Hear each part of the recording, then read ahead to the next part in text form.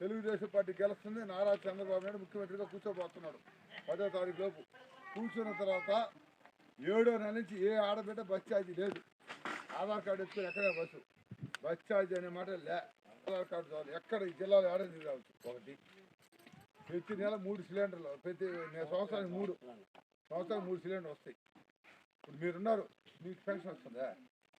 ప్రతి ఆడబిడ్డకి మీకు ప్రతి నెల 1500 వస్తుంది. మీ కూతురుంటే 1500 వస్తుంది. 18 సంవత్సరాలు నిండిన ప్రతి ఆడబిడ్డకి నెలకు 1500.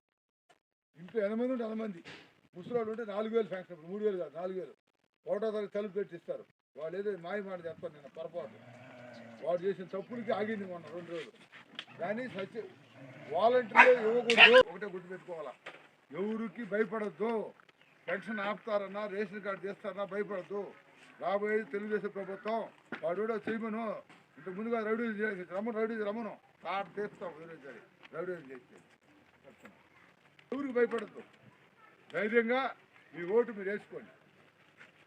తెలుగుదేశం పార్టీ 2 సైకిళ్ళు. మన చెన్నూరు అద్భుతవాడ ఈ మనం నియోజకవర్గంలో ఫస్ట్ మెజార్టీ తీసుకొస్తున్నాం. కాగా కృష్ణారెడ్డి ఎమ్మెల్యే, వేమిరెడ్డి ప్రభాకర్ రెడ్డి ఎంపీ. ఇద్దరు గెలవాలా, 2 సైకిల్ మీద వేయాలా. మళ్ళీ మన పనులు అయిపోవాలా, ఇల్లు కట్టాలా, గుడి కట్టాలా అని చేయాలా. అది మేము వచ్చే ఏదైనా చేసేది. గుడి కట్టాలన్నా, బడి కట్టాలన్నా ఈ పెన్షన్ కొండగండలాను ఉండగా అన్నావో చంద్రన్న, కౌరవుల్ని ఎక్కి తొక్కుతాం మా ధైర్యం నీవన్నా. నీ రాకతోటి మళ్ళీ రాష్ట్రమే కలకలలాడేనన్నా. ఈ తెలుగు నేలవే కన్నులై నీకై చూస్తుందన్నా. తెలుగు తల్లి మీద మట్టు పెట్టినం, నీ గెలుపు దాకా గెలుపు తీర్చుకో. తెలుగు తల్లి మీద మట్టు పెట్టినం, నీ గెలుపు దాకా గెలుపు తీర్చుకో.